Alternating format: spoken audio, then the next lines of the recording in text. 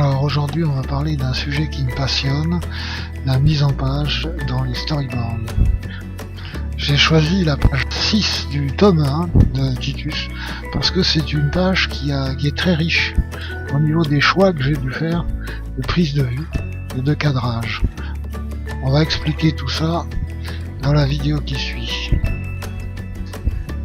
Donc pour commencer, cette séquence, c'est un affrontement entre Maya et Sirius, un affrontement verbal, et donc comme c'est une nouvelle séquence qui n'a rien à voir avec la scène précédente, je change de décor, je mets une grande image, pour bien signifier au lecteur le fait qu'on ait changé de lieu, d'endroit et même de temps dans l'histoire. La séquence d'avant peut-être était le soir ou le matin, là on a par le ciel, on va comprendre qu'on est à un autre moment de la journée. Donc j'ai choisi de faire une grande image pour ça. Ensuite, dans cette image, il y a plein d'informations importantes. En premier lieu, de mettre de la profondeur dans nos images, pour faire oublier au lecteur qu'on est sur un support qui n'a que 2 dimensions. Donc là, vous voyez au premier plan, la première chose qui nous frappe l'œil, c'est ce tronc d'arbre dans l'ombre. On devine qu'il est le même arbre que les 2 arbres plus loin. Ça, c'est très important. Ensuite, on a nos 2 personnages qui s'expriment. Ensuite, derrière, on a un arbre et puis encore un autre. Et puis derrière, une colline avec une tortue dessus. Et encore derrière, on voit la carapace d'une tortue. Et encore derrière, on voit la mer. Et ensuite, le ciel. Et tout ça, ça fait complètement oublier au lecteur que l'image ne fait que 2 dimensions. On ajoute à ça en plus les oiseaux qui ont des tailles différentes, dont on comprend qu'ils ont la même taille, mais qu'il y en a qui sont loin et d'autres qui sont proches. Pareil pour les nuages.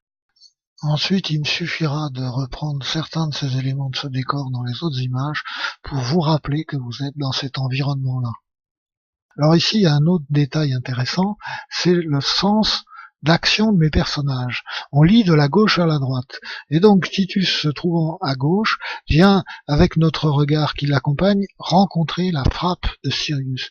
Et là, on comprend qu'il part un coup, pas trop violent, parce que si j'avais mis l'image dans l'autre sens, c'est-à-dire Sirius en haut qui frappe vers le bas, vers la droite, vers Titus, le coup aurait l'air plus violent. Là, il s'agit d'un entraînement, donc on peut considérer que Sirius retient ses coups. Donc ça m'a paru plus intéressant de le mettre dans ce sens-là. La rencontre dans le sens de la lecture du coup nous donne bien l'impression que Titus résiste et qu'il est un petit peu en difficulté, mais que le coup n'est pas trop puissant. Ensuite arrive Maya qui vient les interrompre pour leur parler de la cueillette. Alors là aussi, c'était très important mon choix de mise en page parce que quand on vient interrompre des gens dans une activité, on se sent petit, on se sent gêné, on est ennuyé de venir les déranger et les interrompre. Donc il valait mieux faire une Maya petite, du coup la montrer au second plan, et de loin, comme ça elle serait petite, ça renforcerait cette idée qu'on est toujours gêné, qu'on est timide de déranger des gens qui sont occupés à quelque chose.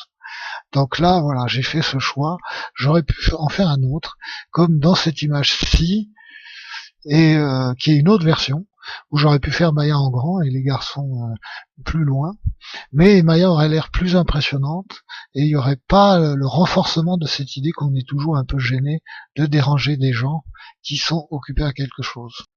Comme on le voit ici d'ailleurs, ça lui donne de l'autorité d'être en grand au devant. Or, je voulais pas qu'elle ait cette autorité-là. Il n'y a pas de raison. Or, en matière de mise en page et de cadrage, il faut rien faire sans raison. En fait, il faut que tout ait une utilité et vienne renforcer le propos, servir le propos. Donc ensuite, les garçons répondent à la question de Maya. On apprend que Sirius entraîne Titus à l'épée pour qu'il passe les épreuves d'entrée à l'Académie des guerriers forgerons. Ça signifie que Sirius, il y est déjà, lui. Ça veut dire qu'il a 1 an d'avance, donc il est fier de ça. Il est fier d'être supérieur à Titus, c'est pour ça que je l'ai mis au premier plan, un peu plus grand, comme ça renforce l'idée de sa fierté qu'on peut lire dans l'expression de son visage. Et là, on découvre que Maya aussi voulait, elle, entrer à l'Académie des guerriers forgerons, mais comme c'est une fille, elle peut pas. Et ça la rend très triste. Donc là, j'ai volontairement choisi de zoomer sur son visage, pour qu'on voit son émotion de très près, et donc qu'on la partage un maximum avec elle. En outre, je l'ai mis dans l'ombre, puis comme ça rendait les couleurs plus sombres et plus ternes, ce qui correspond encore mieux à la tristesse. Quant au reste de l'image, je n'ai mis que Titus, en plus petit derrière, pour montrer qu'il avait de l'empathie pour Maya, et qu'il se sentait solidaire avec elle. J'avais moins besoin de montrer Sirius parce que lui, on va le voir dans les images qui suivent, il est pas tout à fait en empathie avec elle à ce moment-là. Donc l'image qui suit, on comprend le point de vue de Sirius, et là commence la confrontation avec Maya. C'est pour ça que je l'ai fait un peu plus grand, parce qu'il prend ses grands airs et il frime, considérant lui que effectivement c'est normal que les filles ne soient pas admises à l'académie des guerriers forgerons, puisque la bagarre c'est une affaire d'hommes, et que évidemment les hommes sont plus forts que les filles, ce qui n'est pas du tout le point de vue partagé par Maya. Ni par Titus d'ailleurs, c'est pour ça que je les ai dessinés tous les deux de la même taille, regardant Sirius. Maya effarée, enfin un peu contrariée, et Titus un peu effaré. Ils ont exactement la même taille parce qu'ils partagent la même opinion, ils sont solidaires. Sur ce coup-là, ils sont ensemble. On pourrait dire contre lui. Évidemment, il ne s'agit pas de dire que les femmes ont la même force physique que les hommes. Ça peut arriver, mais il y a des différences physiques. Et c'est plutôt l'idée que le fait de combattre prend le rôle symbolique de la combativité, de la force de caractère, de la force de volonté. Alors oui, évidemment, il n'y a pas de raison. Il n'y a pas de raison pour que les femmes aient moins de combativité que les hommes, aient moins de force de caractère et moins de volonté que les hommes. C'est ça que cette scène vient raconter en fait. C'est pour ça que c'est important la place et la taille qu'ont les personnages dans chaque instant de cette confrontation. Et donc Maya relève le défi, elle prend Sirius au mot et elle lui fait face, en contredisant ses affirmations sexistes, on pourrait dire. C'est pour ça que dans cette image-là, l'image qui suit, je les ai mis exactement de la même taille tous les deux, parce que là on ne sait pas lequel des deux est le plus fort par rapport à l'autre. Ils sont donc dans la même égalité de résistance l'un vis-à-vis de l'autre, dans la confrontation.